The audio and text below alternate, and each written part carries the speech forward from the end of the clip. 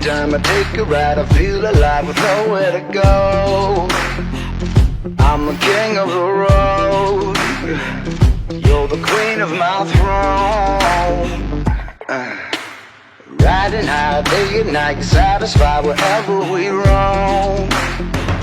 You're the star of the show, you shimmer like gold. Now baby, let's ride, we got nothing but time. You get all the reaction, you're the main attraction. It's no surprise, gotta like your style.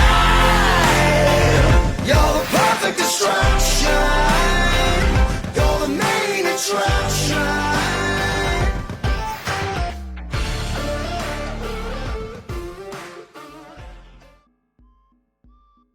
At the time of writing this, only 3 episodes of Hawkeye have aired. By the time this is finished, all episodes will likely be out for all to see. I'm sure that's confusing given the title of this video. How could a show that's not even entirely out at the time of writing this already mean so much to me? To explain that, we may have to go into some deeply personal matters very soon.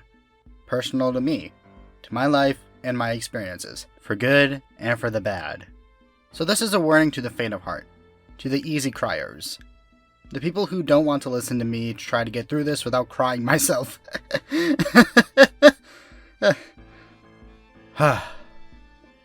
Alright, that was the only warning. The rest of this goes into the topic at hand. So are you ready? Yeah, you're ready. Or at least I hope you are. Hawkeye, at its core, is a show about 2 people dealing with their struggles. About the both of them coming together and helping each other. Not because they have to, but because they want to. Because they inspire each other to. And that main theme of the show is not why this show means so much to me already. Granted, it is a big part in why I enjoy this show, but the reason why it struck such a hardcore in my heart is because of Hawkeye, Clint Barton, and a scene of his in episode 3. In this episode, everyone likes to talk about the Pym arrow, the Kingpin foreshadowing, how remarkable Echo is. But what I want to talk about today is a small scene that comes after all the action.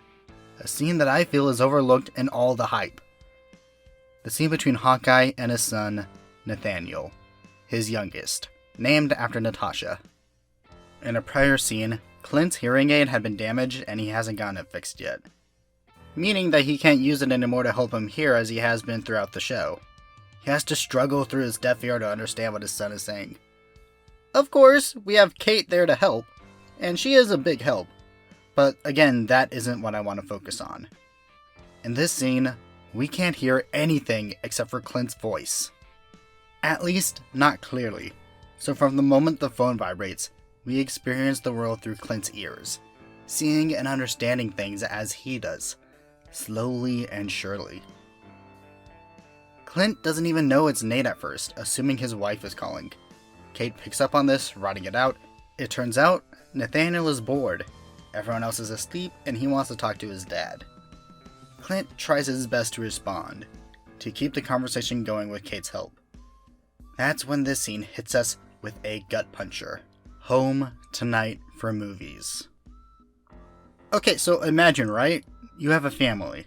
You love them a lot, and they've been out of your life for years, due to terrible circumstances beyond your control. And for once, you thought you were going to spend time with them. Thought that after so long, you'd be there together as a family. You were excited. They were excited. Everyone was excited. Then things come up. Things that, again, are beyond your control. But you don't give up hope. You don't let your family give up hope that you will be spending it together. So you start to do everything in your power to make sure it happens. But it doesn't seem like it's going to happen. You stutter. You start to say you will try. You begin to make excuses. You begin to lie, praying that you'll be able to convince yourself more than anyone else. Now you're starting to make promises you don't think you'll be able to keep. You start to try and live the life of false hope for just a little bit longer. But the people you're lying to, they aren't. And see, you expect them to be angry. You expect them to be sad, to not understand. You want them to be angry, sad, or to not understand. You underestimate them. They then do the one thing you don't want them to do. The one thing you don't want to do. They accept it, and they tell you that it's okay. But they say it in a way that you know it isn't okay. You can feel the disappointment. You can feel that they're saying it for your sake, to try and make you feel better about it. But all it does is make you feel so much worse. Because you know that despite your best efforts, despite everything you've tried to do, you still ended up disappointing them. So you do the one thing you think will make it better. And you continue to lie. To yourself and to your loved ones. The only issue is, they don't believe you. And you're not sure if you can even believe yourself anymore. I teared up watching this. I genuinely almost cried. And I know why. Because I lived this very scene dozens of times in my own life. Not as Kate, the bystander trying to help. Not as Hawkeye, the man who's trying to do everything in his power to keep his promises. I lived this scene as Nate. My dad was an amazing man. He had his faults, but what person doesn't?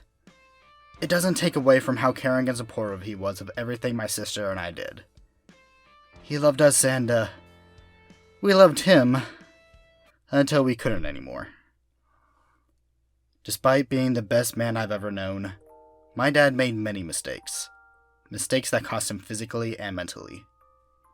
He let himself go into a dark place. A place that kept him away from my sister and I for almost an entire decade. And he never recovered. He never got the chance to. Last year, on December 25th, Christmas night, after a long fight against a certain virus, he passed away in his sleep. During that time, I kept lying to myself. I kept telling myself that he'd pull through it. That he'd beat the virus and recover soon. Despite this, I knew myself well enough to know when I was lying. Trying to convince myself that for once, the world would throw us a bone. Needless to say, I wasn't in a good mental place for a long time. I'm still not. Every now and then, I find myself driving to his gravestone. Sitting on the cold ground and crying, wishing that we could have spent so much more time together. Now, a year later, here I am, watching a TV show about a man who's fighting tooth and nail to get back to his family, defying death at every turn because he doesn't want to disappoint them any more than he already has. This story struck home in a way no other ever has. It hit me in a place I never thought could be hit. And I don't know why, but it's made me love this show in a way that I've never loved a show before. In a way that I've never loved anything before. Every single element of the show seems tailor-made to mirror an aspect of my dad's struggles. A man whose past has scarred him in so many ways, who only wants to do what's right and make amends to those he's hurt, yet can't for one reason or another. This show reminds me of my dad in all of the best ways. It reminds me of how hard he fought to stay in my life. How much he loved my sister and I. And it reminds me how much I loved him. How much I miss him. So I just wanted to give my thanks to the show. To the creators behind it. To the comics that helped inspire the style. Out of every character I've ever fallen in love with, I never believed that it would be Hawkeye of all people to connect with me in this way. Thank you. Thank you to everyone involved in this show. Happy holidays. This is Jase, signing out. See you guys in the next video.